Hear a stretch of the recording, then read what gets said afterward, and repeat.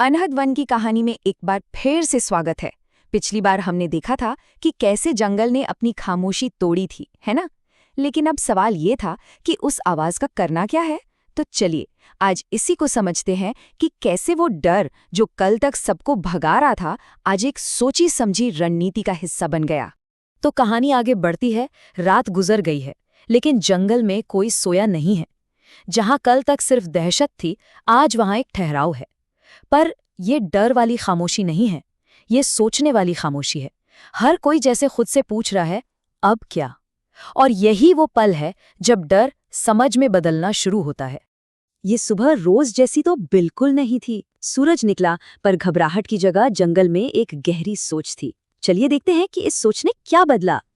और पता है, यही कहानी का सबसे बड़ा टर्निंग पॉइंट है। डर खत्म नहीं हुआ, डर अभी भी था, पर अब वो कमजोरी नहीं रहा। अब वो एक वजह बन रहा था चीजों को समझने की, खासकर नीरू के लिए, जो पिछले एपिसोड में सबसे ज्यादा डरा हुआ था। आज उसके मन में भागने का ख्याल नहीं था, बल्कि एक जिम्मेदारी का एहसास था। डर अब भागने का सिग्नल नहीं, एक अलर्ट बन चुका था। तो इस नई सोच को एक प्लान में कैसे बदला गया? हाथी महाबल ने एक मीटिंग बुलाई, लेकिन ध्यान देने वाली बात यह है कि इस बार जंगल के सारे जानवरों को नहीं बुलाया गया। नहीं, ये एक छोटी सी फोकस्ड मीटिंग थी। मकसद भीड़ का डर बढ़ाना नहीं था, बल्कि समझदारी से रास्ता निकालना था। महाबल की बुद्धिमानी इसी एक लाइन में है। कभी कभी जंगल को सोचने के लिए शोर कम करना पड़ता है। उन्होंने सिर्फ 4 लोगों को बुलाया, विराग, कालसर्प, चिंकी और नीरू। अब आप सोचिए क्यों? क्योंकि ये एक परफेक्ट टीम थी। विराग यानी ताकत, कालसर्प यानी ज्ञान, चिंकी यानी दूर की नजर, और नीरू उस डर का चेहरा था जिसे समझना सबसे जरूरी था। अब यहां देखिए, कालसर्प का विश्लेषण कितना गहरा है। वो कहता है कि असली खतरा इंसान की ताकत है ही नहीं, असली खतरा है हमारा डर की वजह से अलग अलग हो जाना। मतलब जब डर फैलता है तो एकता टूट जाती है, कोई इधर भागता है, कोई उधर लड़ता है, और बस दुश्मन जीत जाता है। और तभी चिंकी एक बहुत जरूरी खबर लाती है। वो बताती है कि दुश्मन भी डरता है। वो ऊंचाई से, घने पेड़ों से डरता है। और ये सुनते ही विराग को पहली बार समझ आता है कि उसका सबसे बड़ा हथियार उसके पंजे या दहाड़ नहीं, बल्कि ये जंगल खुद है। सोच में कितना बड़ा बदलाव है ये। हमला करने की जगह अपने घर को ही एक किला बना लो। और ये विराग के किरदार का सबसे बड़ा विकास है। वो राजा जो हमेशा अपनी अकेली ताकत पर घमंड करता था, आज मान रहा है कि असली जीत सबकी सुरक्षा में है, अकेले की बहादुरी में नहीं। ये एक राजा से लीडर बनने का सफर है। तो अब ये तो तय हो गया कि हमला नहीं, रक्षा करनी है। पर कैसे? उनका हथियार क्या होगा? जवाब था जंगल खुद। चलिए उनकी इस स्ट्रैटेजी को जरा समझते हैं। ये कोई आम लड़ाई का प्लान नहीं था, ये एक तरह का साइकोलॉजिकल वॉरफेयर था। पहला स्टेप, जमीन को मुश्किल बनाओ। मतलब घनी घास, कांटे, ताकि दुश्मन धीमा हो, थके और फ्रस्ट्रेट हो जाए। दूसरा स्टेप, आसमान से निगरानी।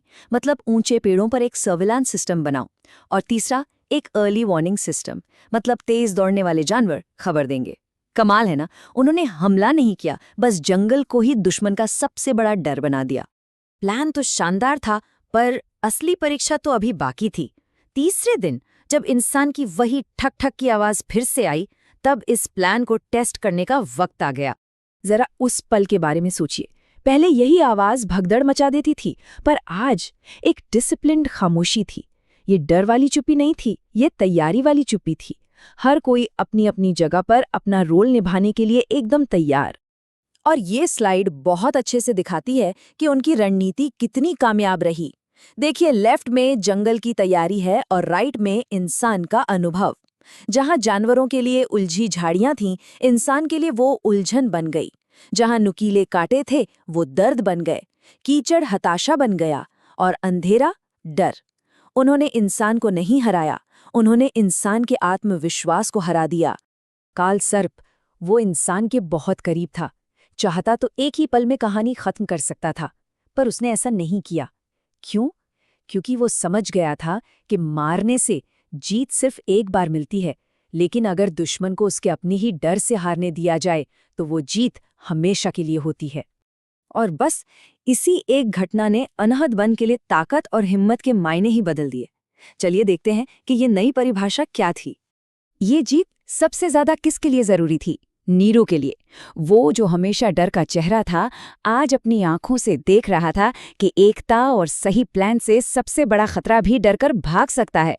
उसने सीखा कि जब सब साथ होते हैं ना, तो सबसे कमजोर को भी ताकत महसूस होती है। और यही इस कहानी का दिल है, उसका सार। नीरू और पूरे जंगल ने सीखा कि डर एक एनर्जी की तरह है। अगर आप उसे भागने में लगाओगे तो वो कमजोरी है, लेकिन अगर उसी एनर्जी को एक साथ खड़े होने और प्लान बनाने में लगाओगे तो वही आपकी सबसे बड़ी ताकत बन जाती है।